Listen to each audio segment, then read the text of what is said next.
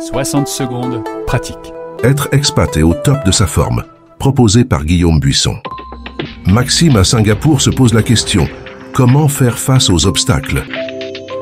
Salut Maxime, merci pour ta question qui est super intéressante et qui revient souvent. Je pense que t'es loin d'être le seul à te la poser et je pense que ça peut aider pas mal d'autres personnes puisque c'est vrai que quand on veut atteindre nos objectifs, il est super important en fait d'anticiper les obstacles dans notre plan d'action.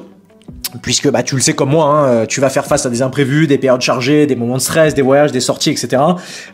C'est tout simplement inévitable, ça fait partie d'une vie normale. Et dans ces situations-là, faut pas se mentir, tu seras pas en mesure de suivre ton programme et tes bonnes habitudes à la perfection. Maintenant, ça veut pas dire que tu ne peux pas continuer de progresser et qu'il faut tout lâcher dans ces moments-là. Tu peux toujours contrôler la manière dont tu réagis à ces défis. Et c'est pourquoi je pense qu'il est crucial d'envisager le pire des scénarios dans ton plan d'action. Et je vais te partager 3 étapes que j'utilise avec toutes les personnes que je coach qui pourront peut-être t'aider à mettre ça en place. Donc la première étape va être de choisir ton objectif. Donc mettons tu veux aller courir 2 fois par semaine pendant 45 minutes. La deuxième étape va être de lister tous les obstacles que tu risques de rencontrer dans l'atteinte de ton objectif.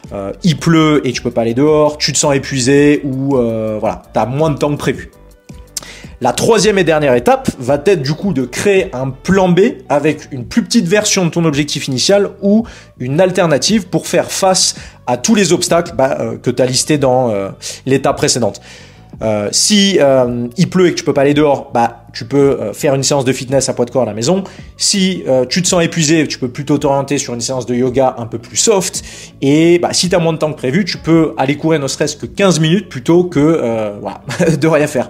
Et en fait, l'important avec cette stratégie, c'est de pas basculer dans une mentalité tout ou rien et de continuer à avancer vers tes objectifs quoi qu'il arrive, même si ce n'est pas parfait.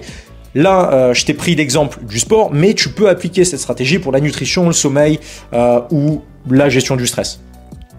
Voilà Maxime, j'espère que j'ai répondu à ta question. Si tu veux plus de détails, tu peux te rendre sur le lien du podcast avec l'article complet. Et tu peux aussi réserver ton appel découverte de 30 minutes gratuit et sans engagement avec moi, durant lequel on discutera du plan d'action pour atteindre tes objectifs. Voilà, merci à toi.